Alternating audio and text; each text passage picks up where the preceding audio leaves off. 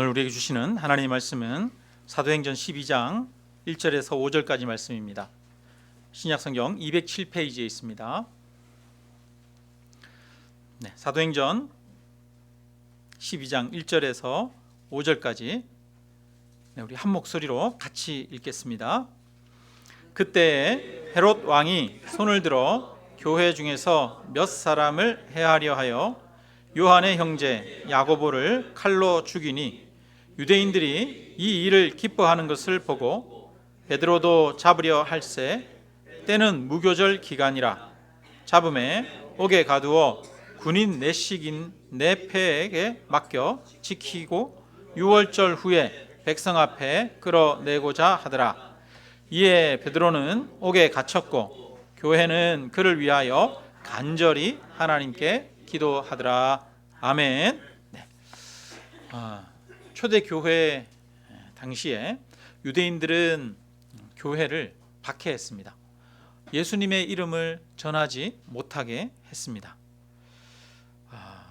그리스도인들은 여러 가지 박해에도 굴하지 않고 예수님이 부활하셨다 전했습니다.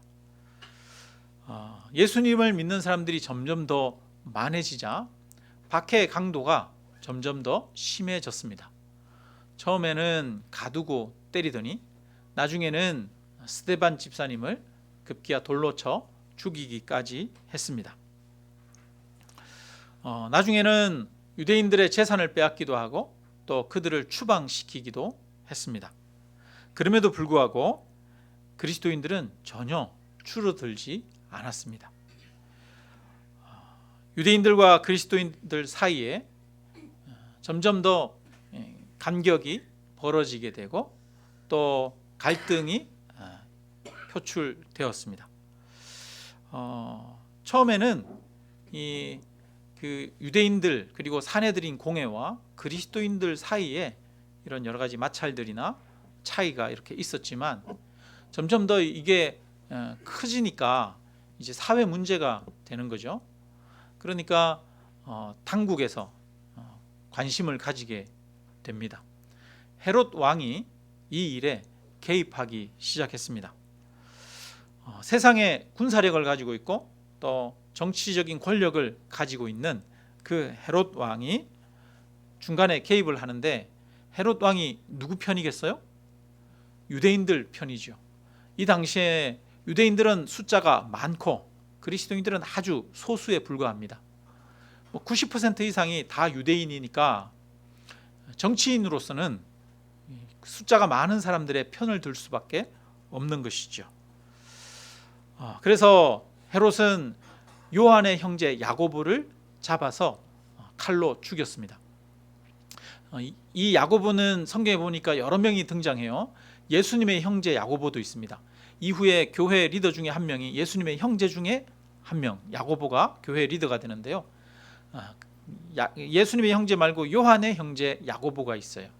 그 야고보는 일찍 죽임 당했습니다.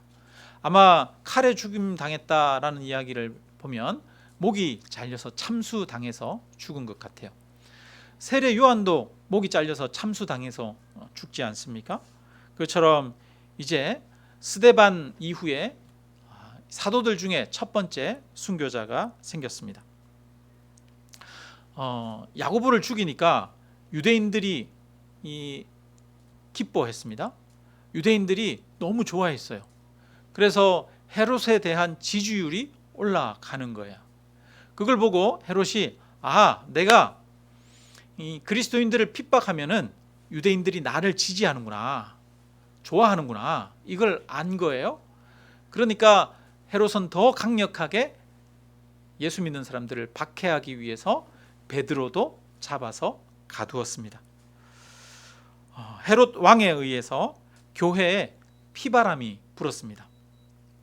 유대 종교 지도자들에 의한 박해보다 훨씬 더 큰 권력을 가진 왕의 박해였습니다.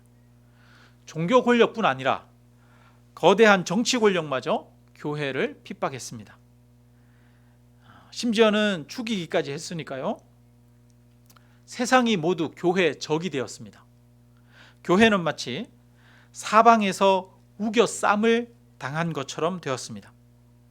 교회는 쓰러져 가는 갈대 같고 바람 앞에 촛불 같은 그런 운명이었습니다. 교회는 감옥에 갇힌 베드로를 위해서 하나님께 간절히 기도했습니다. 교회가 의지할 것은 하나님밖에 없었습니다.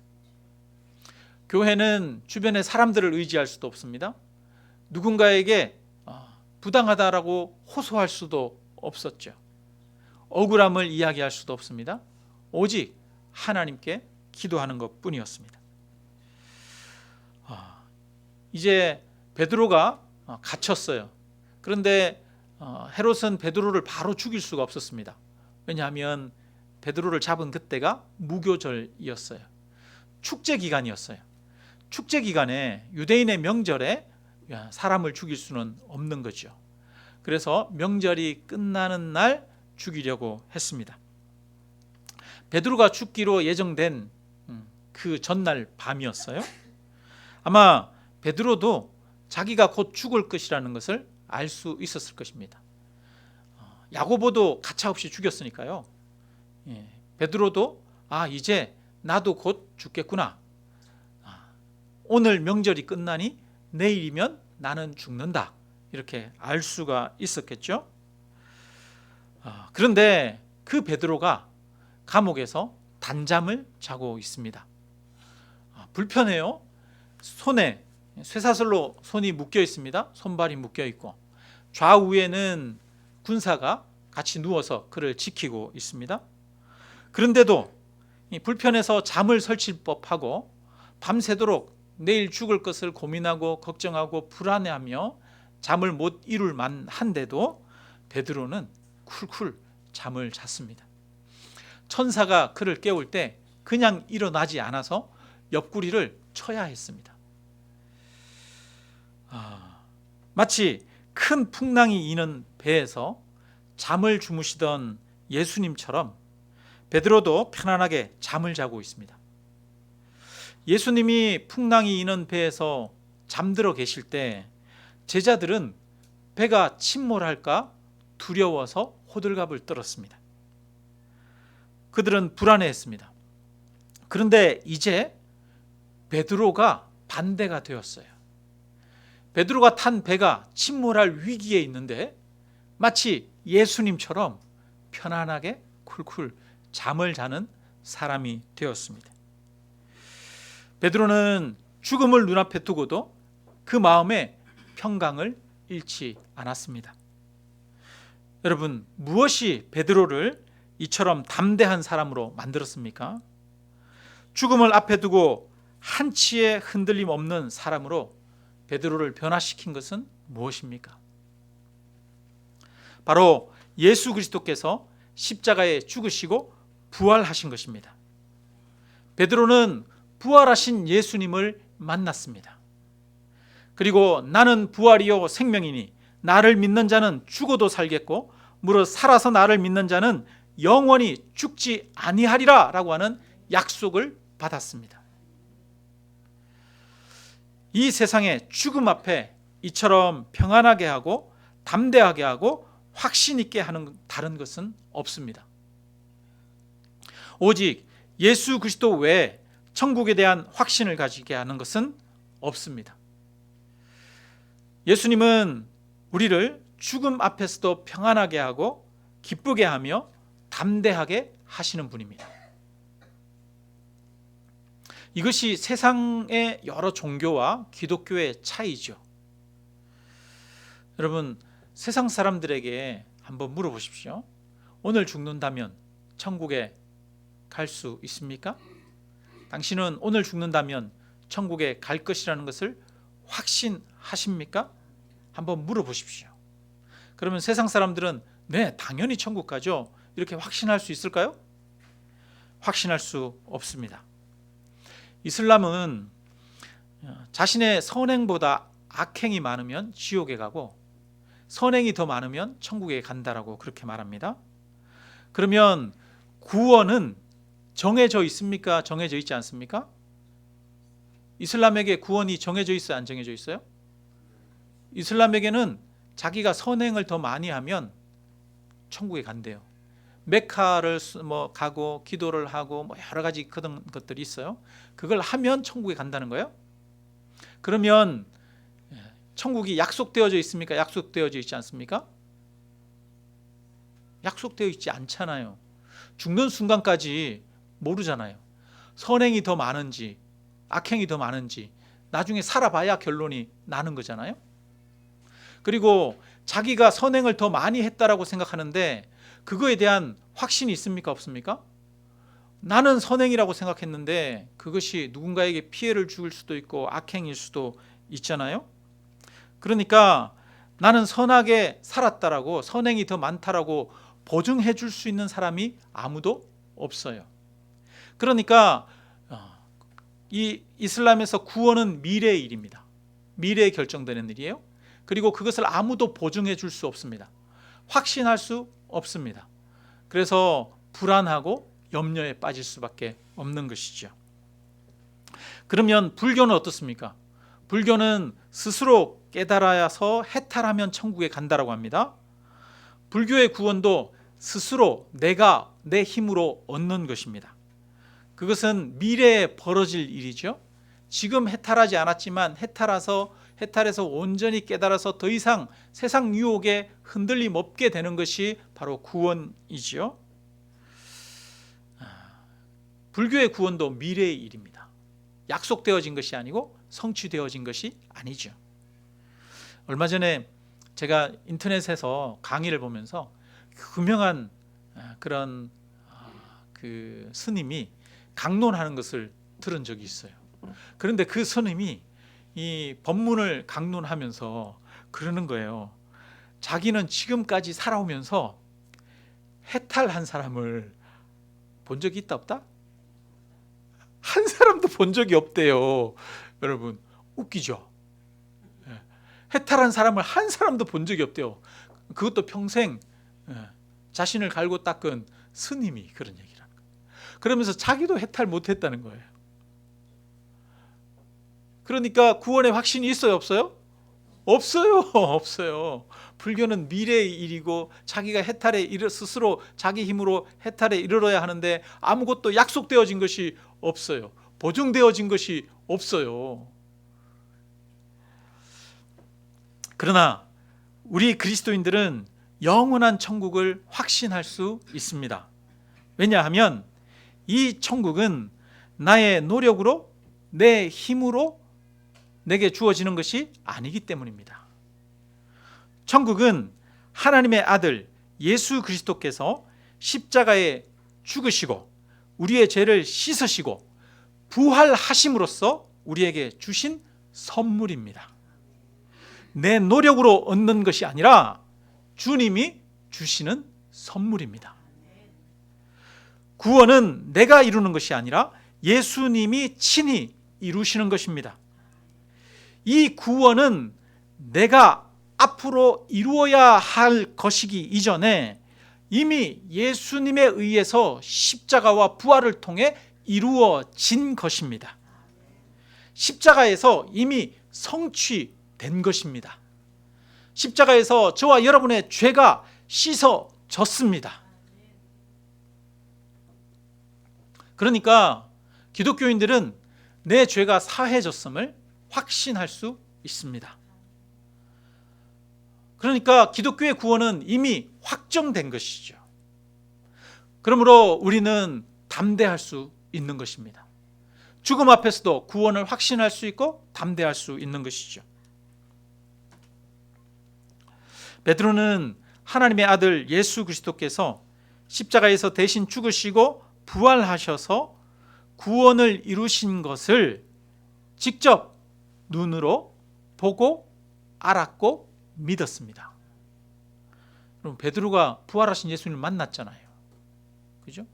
부활하신 예수님이 제자들이 모여 있는데 문을 지나지 않고도 한가운데 갑자기 딱 나타나셨어요. 그런데 그 부활하신 예수님이 영광의 육체를 입으시고 제자들과 함께 시 공간을 초월하시면서 동시에 제자들과 함께 음식을 잡수기도 하시고 대화를 나누기도 하셨어요. 부활의 영광을 베드로는 눈으로 목격했습니다. 했습니다. 우리는 예수님이 친히 우리를 위해서 십자가에 죽으시고 부활하신 사건을 통해서 이미 우리에게 구원이 약속되어졌고 이루어졌음을 믿는 것입니다. 그러므로 그리스도인은 이 십자가와 부활을 통해서 죽음 앞에서도 참된 평안과 담대함을 얻을 수 있는 것입니다. 예수님이 나를 위해 이미 십자가에서 이루신 일과 사망 권세 이기시고 부활하신 것을 통해 평안과 담대함을 얻을 수 있습니다. 여러분, 예수님이 누구 때문에 돌아가셨습니까? 누구 때문에 돌아가셨습니까? 나 때문에 돌아가셨잖아요. 이미 십자가에 죽으셨잖아요. 나 때문에 십자가에 죽으신 그 예수님의 피가 헛된 것입니까? 아니잖아요. 그 피는 참된 것이지 않습니까? 그 피는 우리를 구원하는 것이지 않습니까? 그래서 이 예수 그리스도의 십자가 죽음과 부활이 우리로 하여금 참된 담대함을 얻게 하는 원천인 것이죠. 자, 베드로가 깊이 잠들어 있는데 호련히 하나님의 천사가 나타나서 베드로의 옆구리를 쳐서 깨웠어요. 손에서 쇠사슬이 벗어졌습니다. 베드로는 일어나 옷을 입고 쇠로 된 문이 저절로 열려져서 간수들을 지나쳐 밖으로 나왔습니다. 간수들은 여전히 깊이 잠들어 있습니다. 베드로는 밖으로 나온 후에야 이것이 실제라는 것을 알았습니다. 그전에는 베드로는 비몽사몽간에 꿈인 줄 알았어요. 환상인 줄 알았어요. 그런데 밖에 나오고 보니 이것이 실제였어요. 베드로는 성도들이 어디 있을지 알았습니다. 그래서 성도들이 있을 마가의 집으로 갔어요. 마가의 집에서는 문을 걸어 잠그고 성도들이 모여서 기도하고 있었습니다. 여러분, 지금 이 시간이 초저녁입니까? 아니면 늦은 밤입니까? 아주 깊은 밤이죠. 간수들도 잠들어 있고 베드로도 그 감옥에서 깊이 잠들어 있는 그 시간이었습니다. 모두가 다 깊이 잠들어 있는 그 시간에 베드로가 밖으로 나왔어요. 감옥 밖으로 나와서 마가의 집에 갔습니다. 그런데 그 마가의 집에서는 성도들이 무엇을 하고 있습니까? 잠자지 않고 기도하고 있었습니다. 예수님이 겟세마네 동산에서 기도하실 때 제자들은 잠들어 있었는데 이제 부활하신 예수님을 만나고 또 그 영광을 경험한 제자들은 베드로를 위해서 밤이 늦도록 기도하고 있었습니다. 이처럼 우리도 밤이 늦도록 기도하는 그 기도가 있기를 주님의 이름으로 축원합니다. 베드로가 이제 그 집에 가서 대문을 두드리는데요. 로데라고 하는 한 여자아이가 이제 대문 두드리는 소리를 듣고 나왔어요. 그래서 누구세요? 물었더니 나 베드로야 그러는 거예요. 그러니까 베드로의 목소리를 듣고 이 로데라는 애가 깜짝 놀란 거예요. 너무 놀라가지고 문을 열어줘야 되는데 문은 열어주지 않고 집으로 뛰어들어가가지고 기도하는 사람들한테 베드로가 왔어요. 베드로가 왔어요. 그러면서 막 이야기를 한 거예요. 그러니까 사람들이 네가 미쳤냐? 이러는 거예요. 미쳤다. 아닙니다. 베드로 목소리 맞아요. 제가 베드로 목소리 모르겠어요. 그러면서 베드로가 밖에 왔다고 그러니까 사람들은 믿지 않았어요. 뭐라고 그러냐면 그의 천사를 본 것이다. 이렇게 이야기를 하는 거예요. 그런데 밖에 실제로 베드로가 왔어요? 안 왔어요? 베드로가 왔습니다. 우리는 이 장면을 놓고 이 성도들이 밤늦도록 모여서 기도해놓고 정작 베드로가 풀려났을 때는 그것을 믿지 않았다. 기도해놓고 하나님 주시옵소서 그래놓고 줄 줄은 믿지 않았다. 이렇게 이야기하기도 합니다. 그런데 성경에 보면 베드로를 위해서 기도하고 있었다라고는 기록하고 있는데요. 그가 풀려나기를 위해서 기도했다 이런 표현은 없어요. 성도들의 말과 행동을 보면 베드로가 풀려날 것이라고 하는 걸 전혀 기대하지 않았다는 걸 알 수 있습니다. 그렇다면 성도들이 베드로의 석방을 위해서 기도하지 않았을 수도 있어요. 어떻게 생각하십니까, 여러분? 베드로가 풀려나기를 제자들이 기도했을까요, 안 했을까요? 기도했을 것 같아요? 그렇죠. 우리가 생각할 때는 기도했을 것 같잖아요. 그죠? 우리는 누군가를 위해서 기도할 때 아픈 사람 병 낫기를 위해서 기도하고 경제적으로 회복되도록 위해서 기도하고 그런 걸 위해서 기도하잖아요. 감옥에 갇혔으면 감옥에 갇힌 사람 풀려나기를 위해서 기도하고 그렇게 하지 않겠습니까? 우리는 기도할 때 가장 눈앞에 보이는 1차적인 것들, 이 세상의 것들을 놓고 기도합니다. 그런데요, 사도행전 5장에 보면 이 베드로와 요한이 공회에 잡혀가서 거기에서 심하게 매질을 당하고 협박을 당한 이후에 풀려나요. 그런데 거기에 보면 그들이 뭐라고 하냐면 예수의 이름을 위하여 능욕받는 일에 합당한 자로 여기심을 기뻐하면서 공회 앞을 떠나니라 이렇게 말합니다. 제자들이 무엇을 기뻐했습니까? 공회에서 죽지 않고 풀려난 것을 기뻐하지 않았어요. 그들이 기뻐한 것은 예수님의 복음을 위해서, 이름을 위해서 능욕받는 일에 합당한 자로 여기심을 기뻐하면서 매 맞은 것을 기뻐했다는 거예요. 내가 예수님과 함께 그 고난을 내가 짊어지고 있구나. 내가 복음을 위해서 내가 이 고난을 짊어지는구나. 그러면서 기뻐했다는 겁니다. 사도행전 4장에 보면 공회에서 풀려난 사도들이 기도한 내용이 나와요. 4장에 이렇게 말합니다. 주여 이제도 그들의 위협함을 굽어 보시옵고, 그들의 위협을 없애달라고 기도하지 않아요? 위협함을 굽어 보시옵고 헤아려 달라는 겁니다. 또 종들로 하여금 담대히 하나님의 말씀을 전하게 하여 주시오며 손을 내밀어 병을 낫게 하여 하시옵고 표적과 기사가 거룩한 종 예수의 이름으로 이루어지게 하옵소서. 이렇게 기도합니다. 여러분, 여기는 박해가 없게 해달라고 기도하지 않아요. 오히려 박해 가운데서도 담대하게 복음을 전할 수 있게 해주시고 표적이 나타나게 해달라고 기도하고 있습니다. 이런 기도의 내용들을 보면 이 제자들의 1차적인 목표가 무엇입니까? 예수 그리스도가 증거되어지는 거예요. 자신들이 풀려나고 자신들이 평안을 누리는 게 1차적인 목표가 아니라 이것을 통해서 예수 그리스도가 드러나는 게 1차적인 목표입니다. 이런 기도의 내용들을 볼 때 베드로가 잡혔을 때 성도들은 단순히 베드로의 목숨을 살려달라고 기도하지 않았을 것이라고 하는 것을 우리는 알 수 있습니다. 어쩌면 기대하더라도 그것이 1차적인 기도가 아니었을 것입니다. 예수의 부활을 목격한 성도들은 오래 사는 것보다 그리스도를 담대히 증거하는 것을 더 원했습니다. 영생이 너무나 확실했기에 일찍 죽거나 오래 살거나 평안하게 살거나 고생하면서 사는 게 중요한 것이 아니었습니다. 여러분, 제자들은 부활하신 예수님을 만났잖아요. 부활하신 후에 그 영광의 모습을 보았잖아요. 어쩌면 제자들은 이 세상에서 오래 사는 것보다 예수님처럼 자신들도 속히 그 부활의 영광을 입기를 원했을지도 모릅니다. 그것을 더 간절히 사모했을지도 몰라요. 그래서 사도 바울도 말하지 않습니까? 내가 원하기는 내가 빨리 하나님께 가는 것을 원한다라고 말하지 않습니까?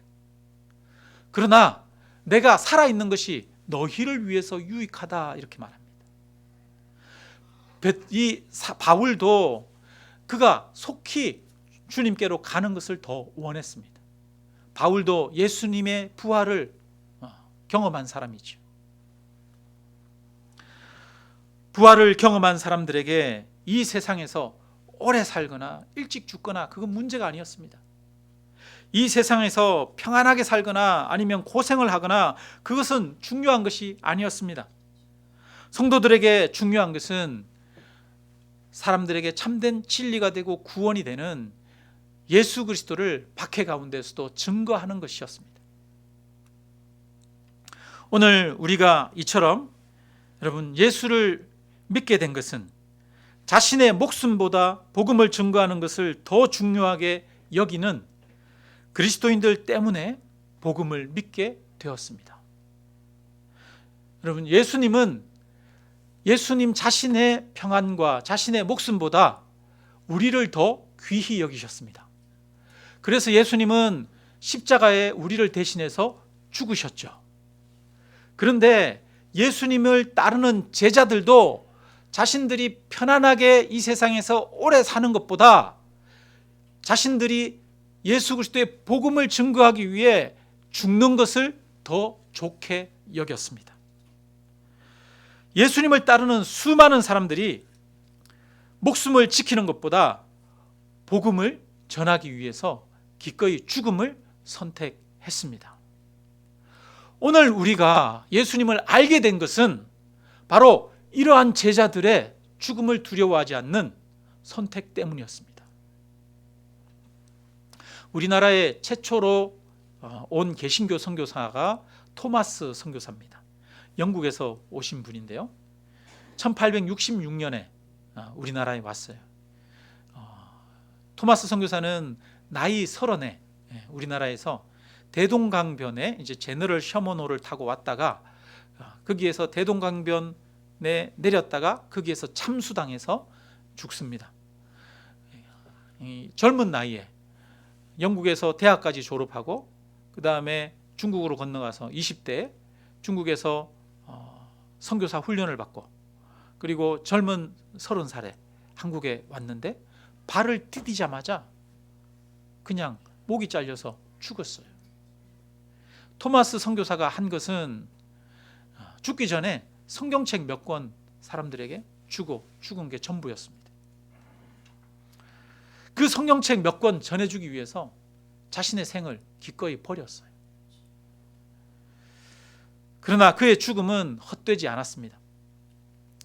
그를 죽인 박춘권이라고 하는 사람, 그 사람은 영주교회 지도자가 되었고 그의 조카 이영태는 예수님을 믿고 숭실대학교를 졸업한 후에 레이놀즈 선교사의 조사가 되어서 우리가 사용했던 한글 성경의 3분의 2를 번역하는 데 공헌했습니다.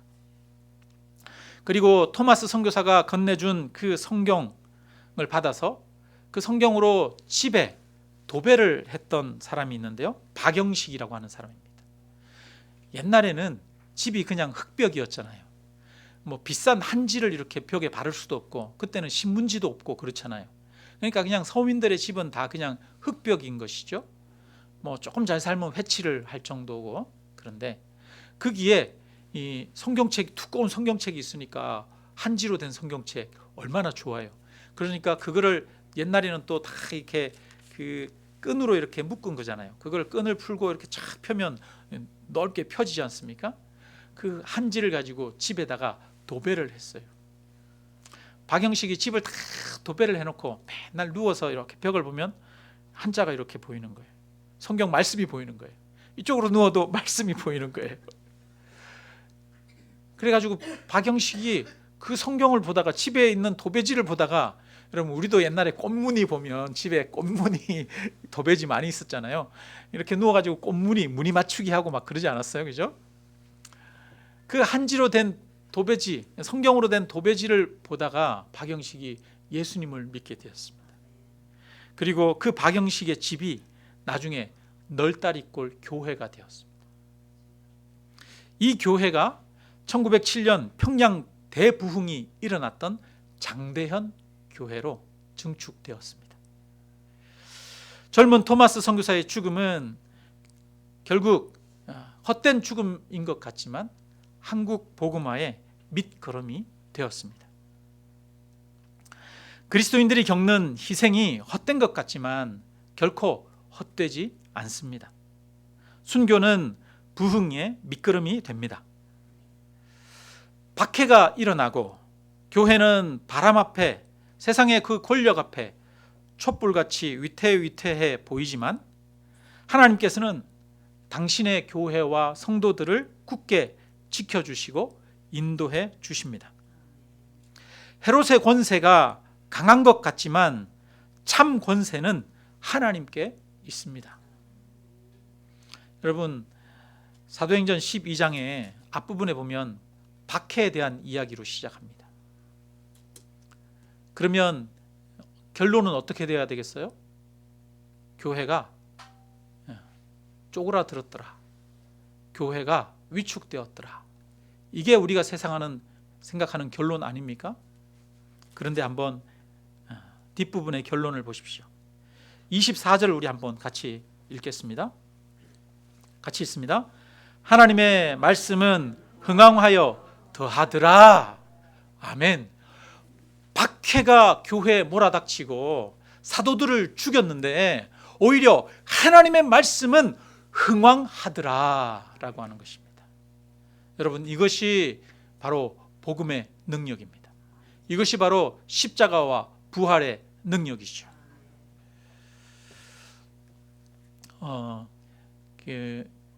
옛날에 세계가 공산주의와 민주주의로 크게 양분되었던 그런 시대가 있었습니다.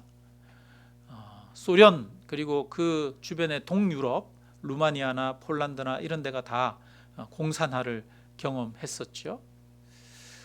그때 루마니아에 조셉 톤이라고 하는 한 목사님이 있었습니다. 파킨슨병으로 몸이 점점 굳어가는 나라에서 좀 아빠. 유명한 그런 목사님이셨어요. 영향력이 있는 목사님이셨습니다. 그런데 이 목사님이 공산주의에 대해서 신랄하게 비판을 했습니다. 공산주의가 잘못되었다는 것을 너무나 강력하게 이야기하자 공산 정권은 이 톤 목사님을 박해하기 시작했습니다. 경찰에서 목사님을 끌고 가서 그를 신문하고 위협하고 협박했습니다.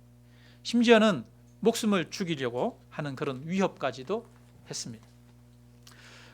그에게, 그 경찰들에게 이 톤 목사님이 말씀하십니다. 선생님, 제가 이 문제를 어떻게 보는지 알려드리지요. 당신의 최고의 무기는 저를 죽이는 것입니다. 제 최고의 무기는 저는 죽는 것입니다. 이제 어떻게 될지 생각해 보십시오. 제 설교 테이프가 전국에 퍼진 것을 아실 것입니다. 만일 당신이 저를 죽이면 그 설교 위에 제 피가 뿌려지는 겁니다. 모든 사람이 제가 설교 때문에 죽은 것을 알게 될 것입니다. 그러면 사람들이 제 설교 테이프를 집어들고 이렇게 말하겠지요. 이 사람의 설교를 한 번 더 들어봐야겠어. 이 사람은 자신이 진짜로 믿는 것을 설교한 게 분명해. 죽으면서까지 자신의 설교를 증명했으니까. 선생님, 그렇게 되면 제 설교는 이전보다 10배는 더 커지는 것입니다. 당신이 저를 죽인다면 저는 최상의 승리를 맛볼 것입니다. 여러분, 이것이 바로 기독교의 진리인 것이지요. 바로 기독교는 박해 가운데 그 빛이 드러납니다.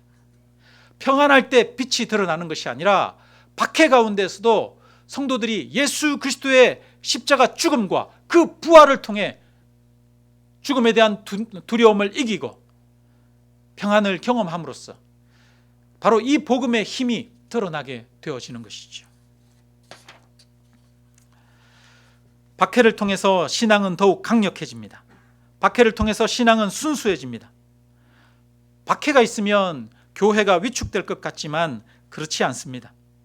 오히려 박해가 있고 결핍이 있으면 그 믿음이 굳건해집니다. 박해가 있으면 이 땅의 보물과 영광보다 하늘의 보화와 영광에 우리의 마음을 두게 됩니다. 박해가 없으면 좋을 것 같지만 사람은 박해가 없고 평안하면 오히려 세상의 유혹에 빠질 때가 참 많습니다. 기독교는 고난과 박해 속에서 항상 빠르게 전파되었습니다.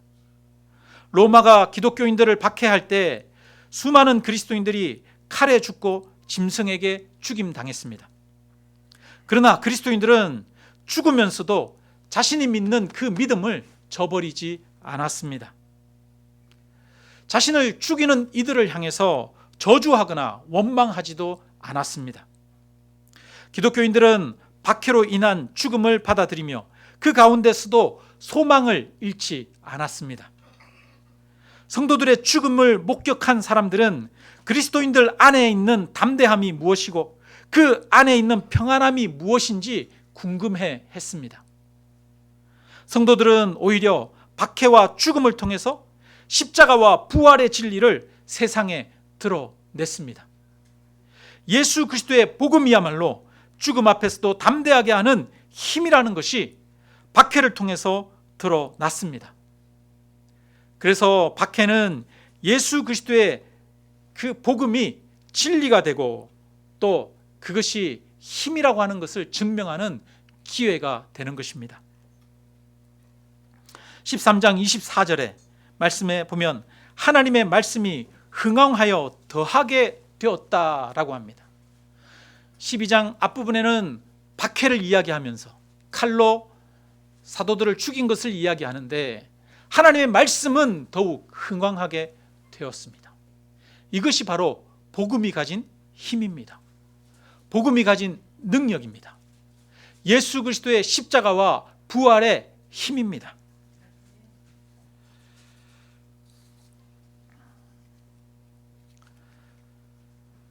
죽음 앞에서도 두려워하지 않고 담대할 수 있는 힘이 기독교에는 있습니다. 이 힘은 어디에서 오는 것입니까? 바로 하나님의 아들 예수 그리스도께서 우리를 대신하여 십자가에 죽으시고 부활하신 것에서 오는 것입니다. 십자가와 부활은 모든 박해를 견디게 하며 이기게 하는 기독교의 궁극적인 힘이요 능력입니다. 십자가와 부활은 고난 가운데에서도 감사하며 기뻐하며 평안할 수 있게 하는 하나님의 능력입니다. 십자가와 부활을 굳게 붙드는 사람은 이 땅 가운데서 비록 어려움을 겪지만 그 어려움 가운데에도 감사할 수 있는 능력을 얻습니다. 어떻습니까? 저와 여러분에게 이 능력이 있습니까? 이것은 바로 예수 그리스도의 십자가와 부활을 믿을 때 주어지는 능력입니다.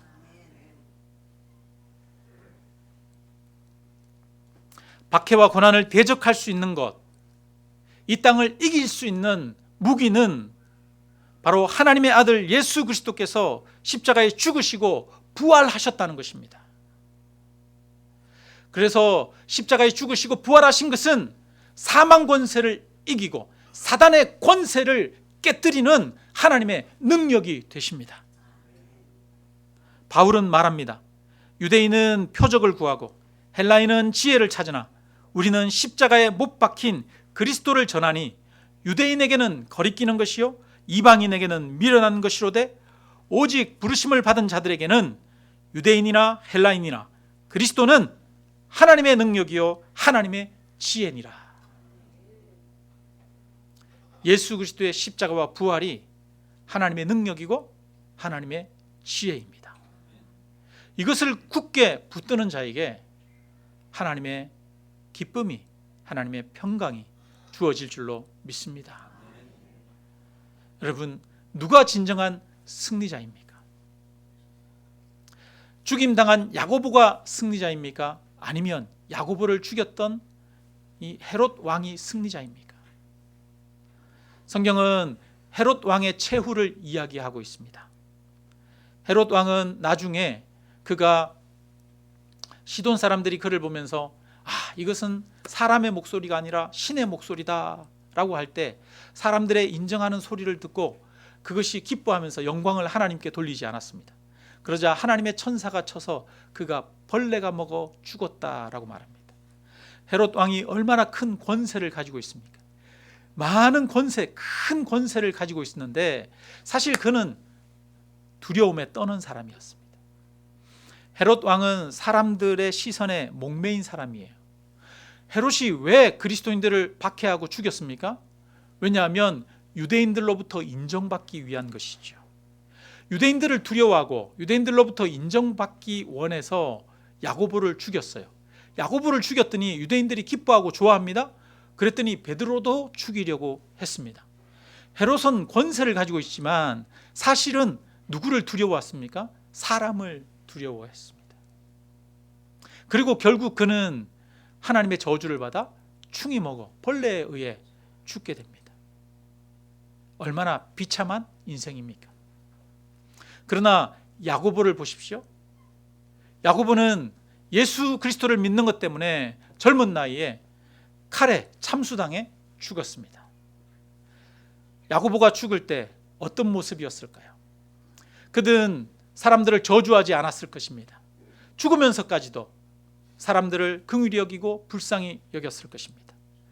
스데반 집사의 죽음의 모습을 보십시오. 스데반 집사가 돌에 맞아 죽을 때 하늘이 열리고 그리스도께서 서신 것을 볼 때 그의 얼굴이 천사같이 빛났습니다. 그리고 그는 기꺼이 죽음을 선택했습니다.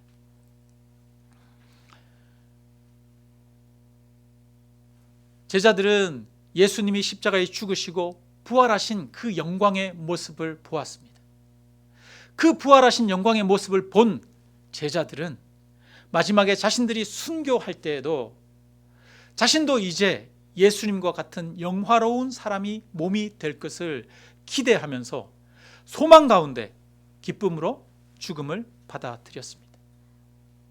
여러분, 누가 진정한 승리자였습니까? 바로 죽임당한 야고보가 헤롯보다 승리자가 아닙니까? 그것처럼 예수 그리스도의 십자가 그리고 부활을 믿는 사람은 인생의 진정한 승리자가 될 수 있습니다. 여러분, 무엇이 우리로 하여금 인생을 기쁘게 하고 진정한 승리자로서의 인생을 살게 합니까? 바로 십자가와 부활입니다. 십자가와 부활입니다. 저와 여러분은 십자가와 부활을 굳게 붙들어야 합니다. 날마다 그것을 붙들어야 합니다. 십자가와 부활만이 이 세상을 이기게 하는 하나님의 능력입니다. 사단의 권세를 이기는 우리에게 주신 무기입니다. 이것을 굳게 붙드는 그런 참 능력의 그리스도인들 되시기를 주님의 이름으로 축원합니다. 우리 함께